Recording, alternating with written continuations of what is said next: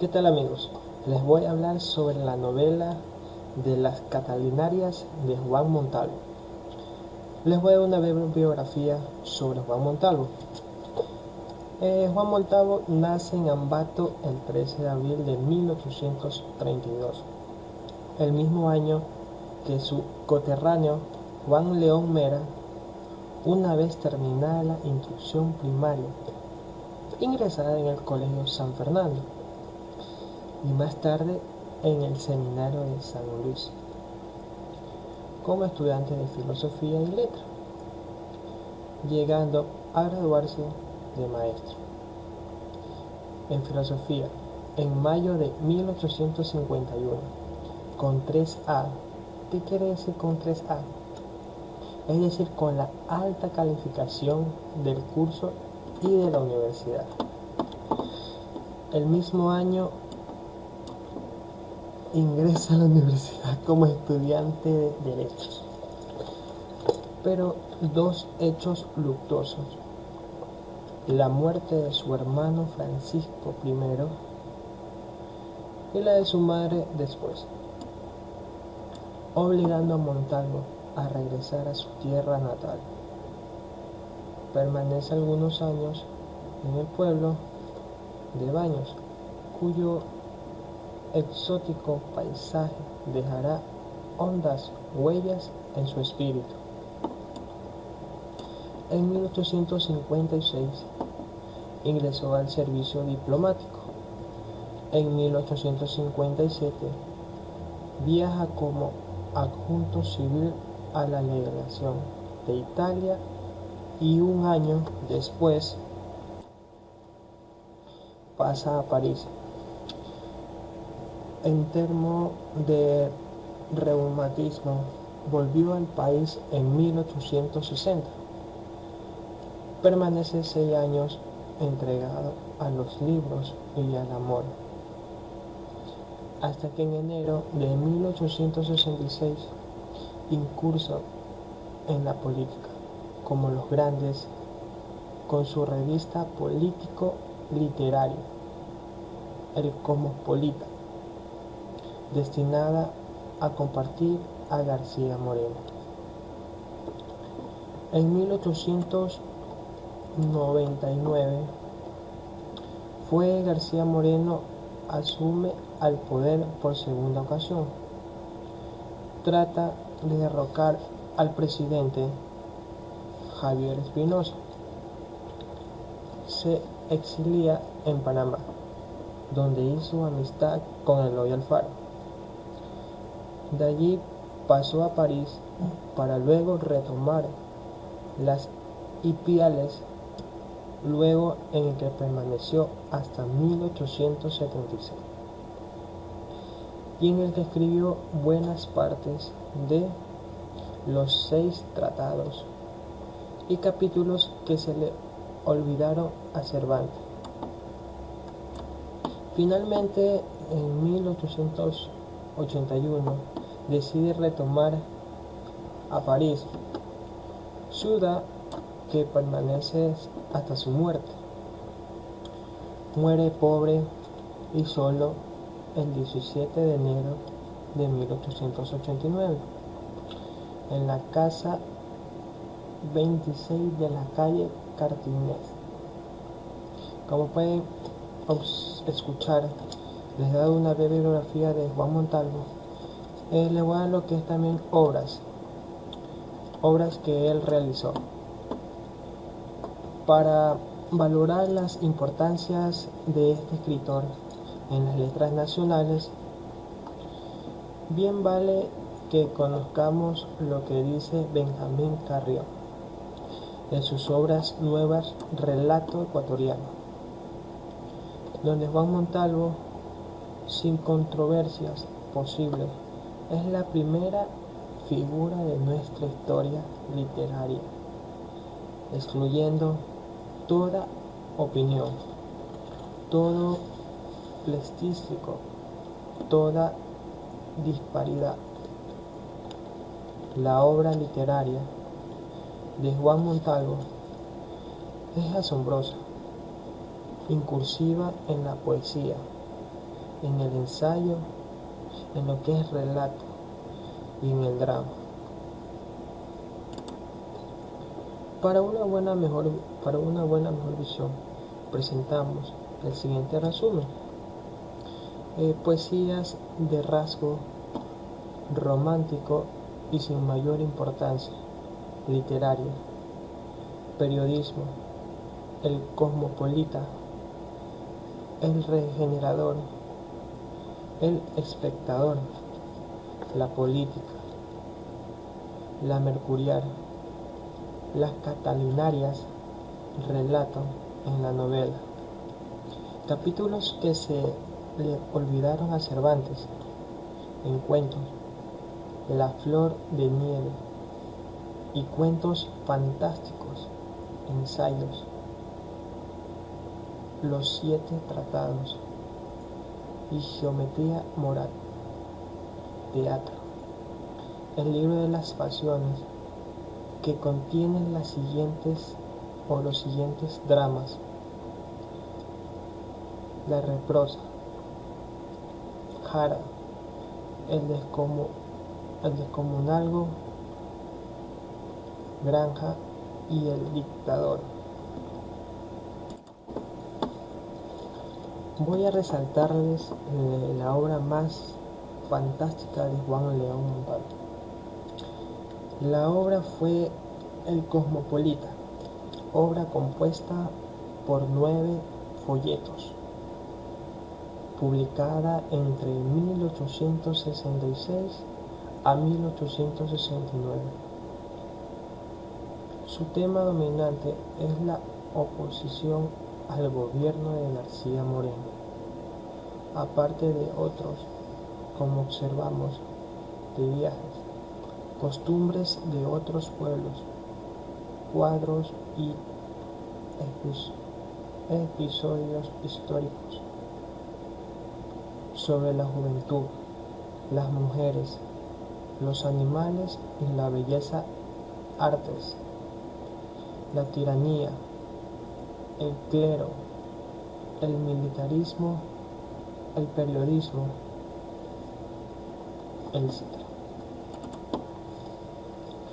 Les voy a dar sobre el perfil humano de Juan León, de tez más bien morena, frente amplísima, cabello ondulado, ojos oscuros, nariz recta, ligeramente alargada, dientes muy blancos y uniforme, esbelto y seguro, metódico en el tiempo y en el trabajo, pulcro en el vestir, ningún tabaco y ninguna gota de licor. Eligió ser pobre, con una altivez y dignidad cercana al orgullo y a la soberbia, de grandes e intensas pasiones encontradas. Amó a la virtud, la perfección, lo que es la libertad. Le gustó lo que es la niñez. Fue enemigo de la hipocresía. Le disgustaba lo que era la traición. Le molestaba lo que era mentir y lo que es simulación. Gustaba de la soledad y de la naturaleza. Fue un hombre que sufrió como un condenado antes que transeguir. Fue original, extraordinario, de una voluntad de acero, y que sufrió y maldito, haciendo entretenerse a los que lo veían. Incomparecido murió, y haberse dejado vencer, escribiendo y dándose de cabeza contra su absoluta soledad incomprendida. Como podemos observar, tenemos lo que es la casa de Montalvo. Él vivía y transcurría en su niñez en la imagen que están observando. En cada visión es una caída del hombre, el juego, la pasión por el juego. Le envilece, le expone al robo, le deshereda el jugador, no tiene palabra, no conoce obligaciones, no cumple con sus deberes de hijo, esposo ni padre. Su universo es el garaíto, su género humano, los taures juegan lo prohibido y lo ajeno. Se empeña, pierde el alma haciendo pacto con el diablo. El garaíto es la quiebra de la honra y la felicidad. Caer en él es hundirse hasta ir a salir al otro lado, donde infamias y desdichas le reciben a uno con los brazos abiertos. Judas vendió a su maestro. El jugador, Judas, fue jugador. El jugador está siempre en potencia, propincua de vender al maestro, y con discípulos orar provenga de la humillación, hora del delito. El Taurus quiere dinero, pide si no le dan, roba, hombre desventurado. Este vicio es el de los incurables. Jesucristo no lo remedia. Propongo en ese impiedad con un hecho por fundamento. El Señor estaba diciendo un hombre viejo y de cuenta, postado ante un crucifijo, inundado en lágrimas los ojos del Señor. Estoy arrepentido, me has odiado, gracias,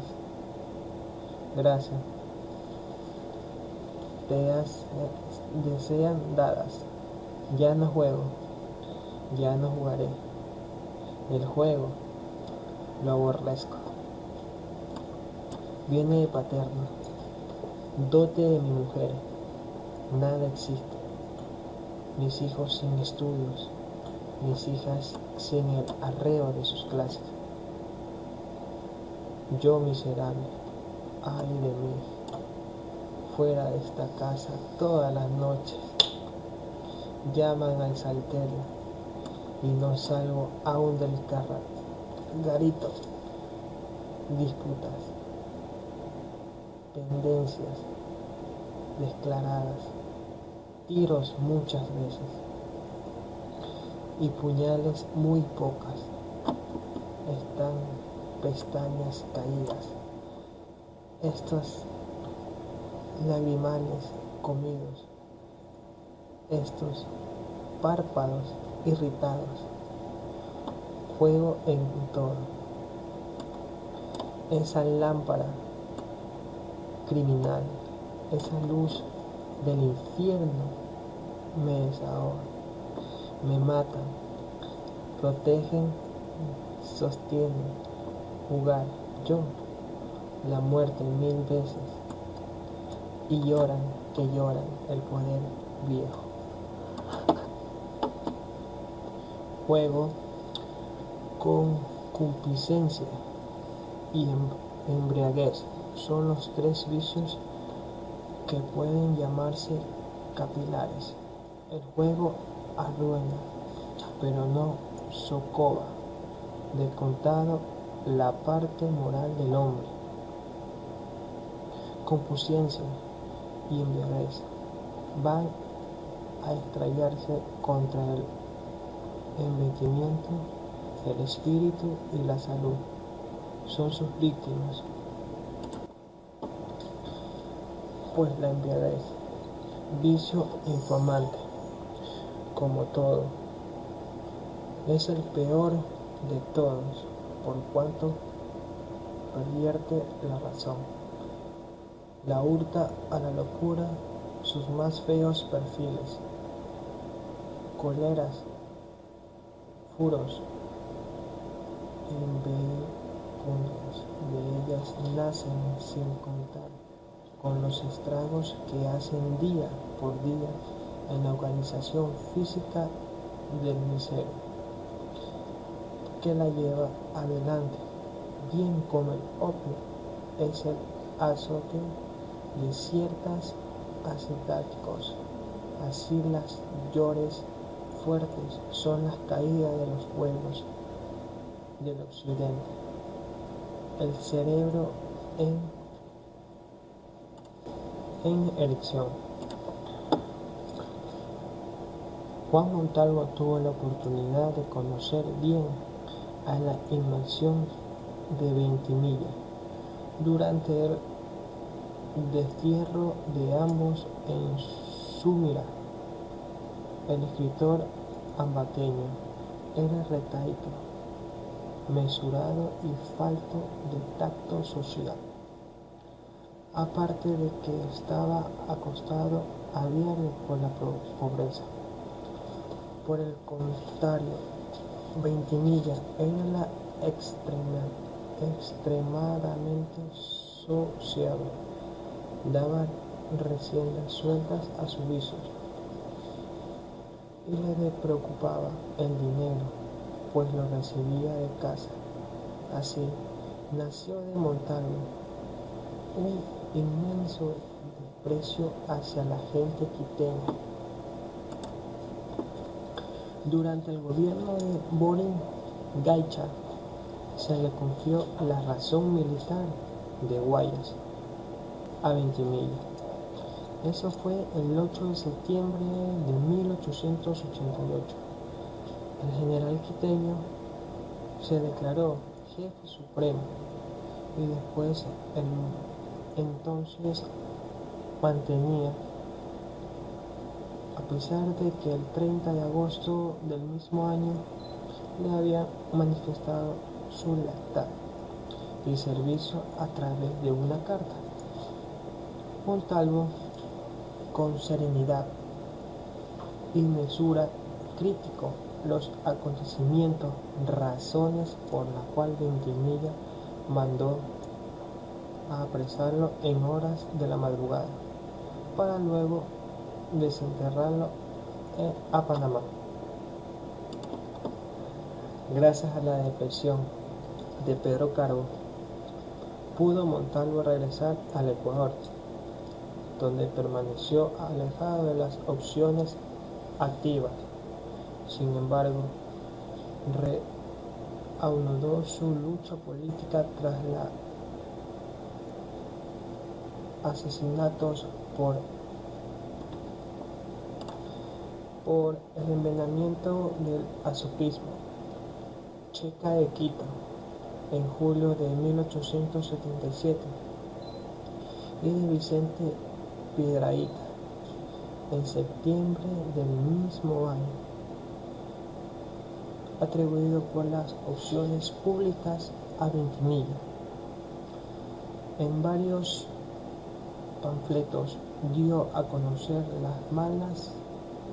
los males que traen consigo una dictadura y abogó por la libertad de Eloy Alfaro, convirtiéndose pronto en el centro de la opción. Consciente del peligro que corrió como opositor, decidió abandonar el país rumbo a Ipaíles, Ambato a Baños, continuando su obra en Ipaíles.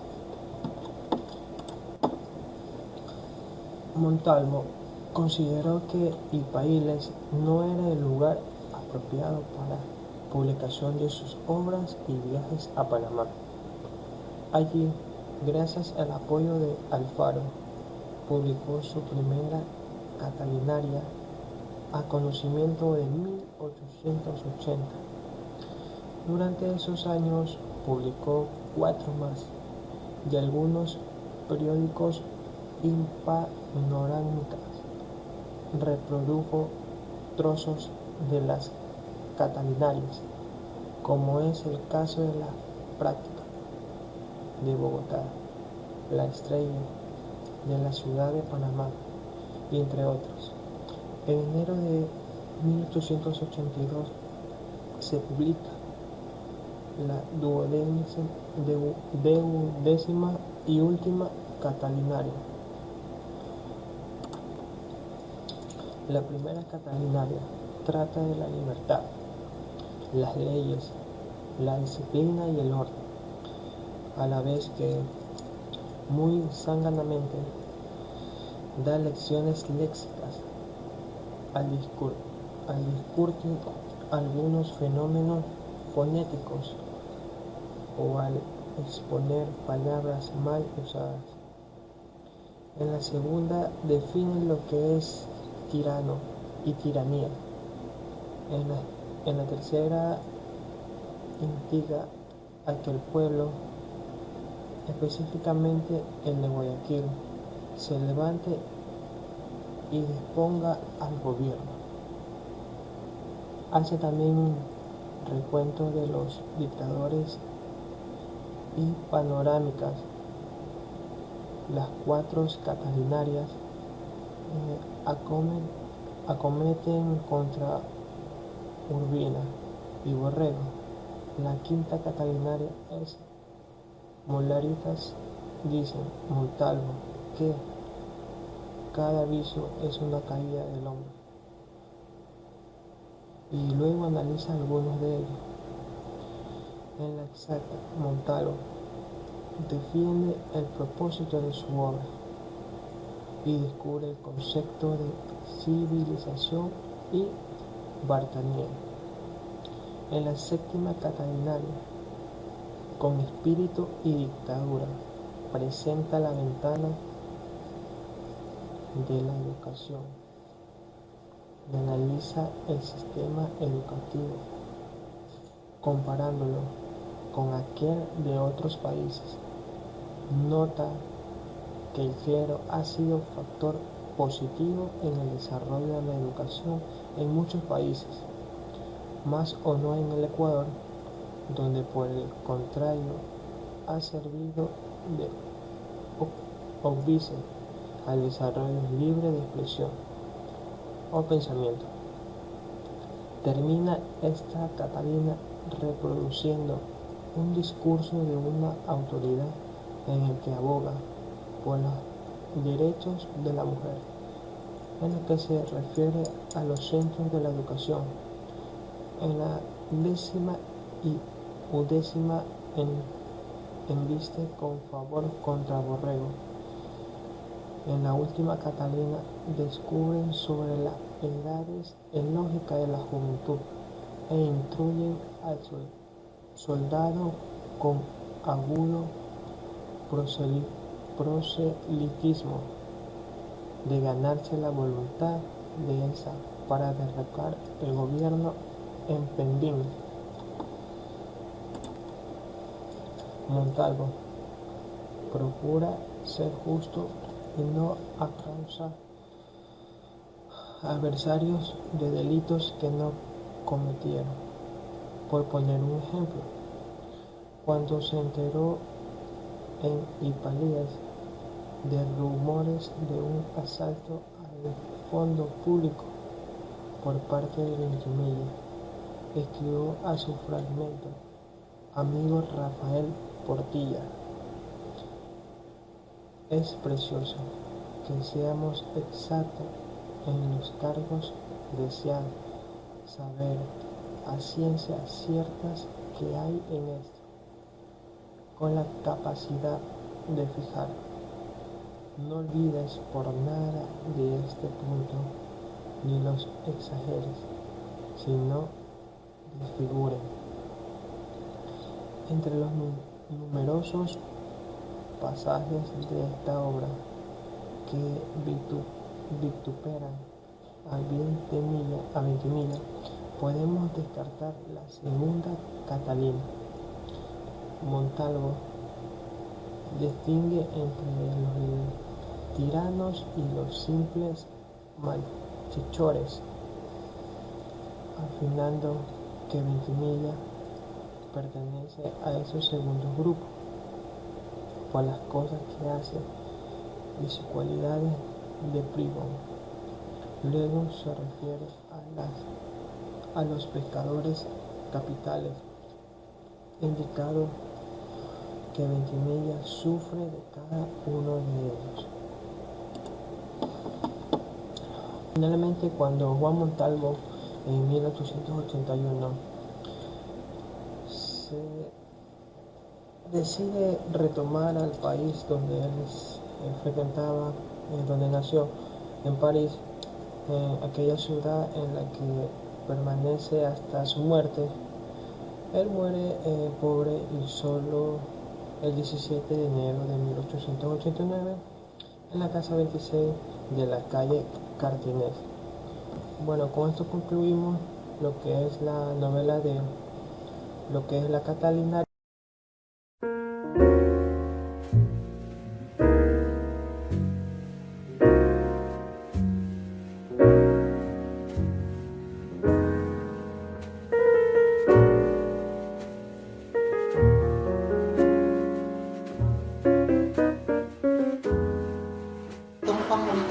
Es el más grande ambateño que hemos tenido, y yo hasta podría asegurar que no solamente el mejor ambateño, ni siquiera el mejor ecuatoriano. Definitivamente don Juan Montalvo se convierte en el mejor escritor de toda América Latina del siglo XIX.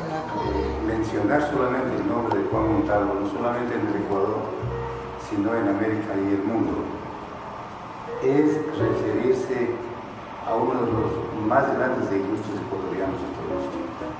Juan Montalvo es un insigne escritor tungurahüense que a nivel internacional es conocido como el Cervantes de América.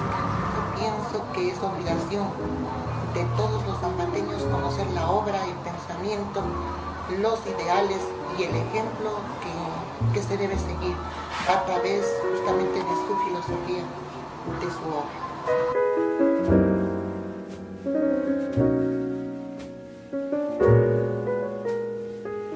Principalmente y la mejor, los 7 tratados.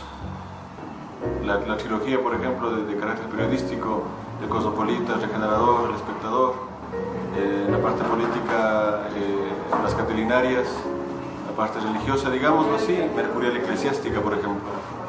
Pensemos que además es el único escritor de habla hispanoamericana que estuvo en capacidad no de imitar a Cervantes, sino de ser un continuador de Cervantes. O sea, capítulos que se le olvidaron a Cervantes es un Quijote de la Mancha, pero trasladado acá al Ecuador. Una de sus obras más destacadas fue Los 7 Tratados y Geometría Moral.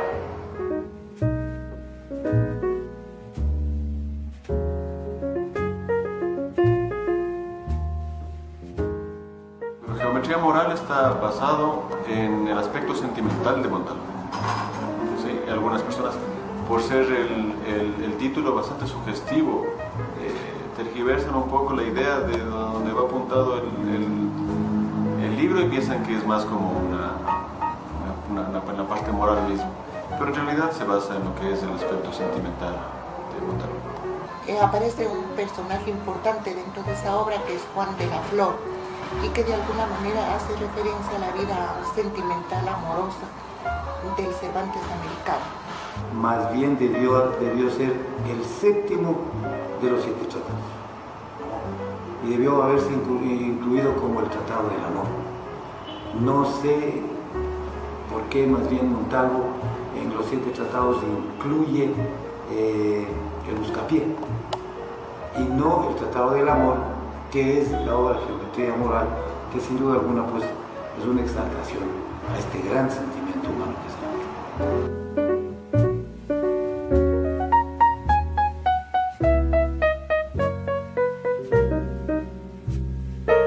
El 17 de enero de 1889, siendo la 1 de la tarde, y cuando los periódicos lo relatan, periódicos de ese tiempo, hacía un frío bastante intenso y en ese momento dejaba de existir el mejor ecuatoriano de todos los tiempos. Montalvo fallece víctima de una enfermedad pulmonar que era la pleuresía, es una infección del líquido pleural que prácticamente le llevó a la muerte. Y sin duda alguna, pues hasta en ese momento Montalvo demostró su gran estoicismo, su gran fortaleza espiritual, porque se dice pues, que el día que Montalvo muere, sus amigos ahí en París lo encontraron muy elegantemente vestido, y cuando le preguntaron: don Juan, ¿cómo así de fraja? Dijo: porque la muerte es el acto más serio del hombre, y hay que recibirlo con la dignidad que se merece.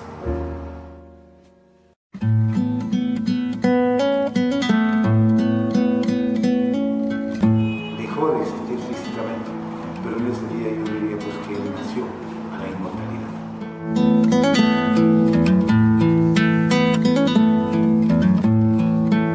Gracias a que los libros son el mejor invento del hombre, vive inmortal en sus textos, recordado por Ambato, por Ecuador, por Latinoamérica y por el mundo.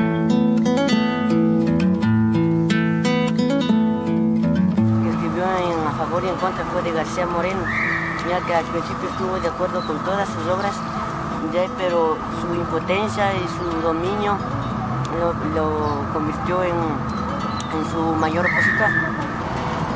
Mi primo lo mató, le dijo a García Moreno.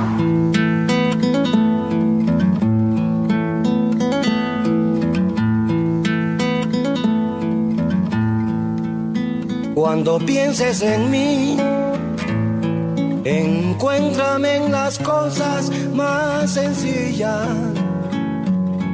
en esas cosas leves y profundas. Encuéntrame en el viento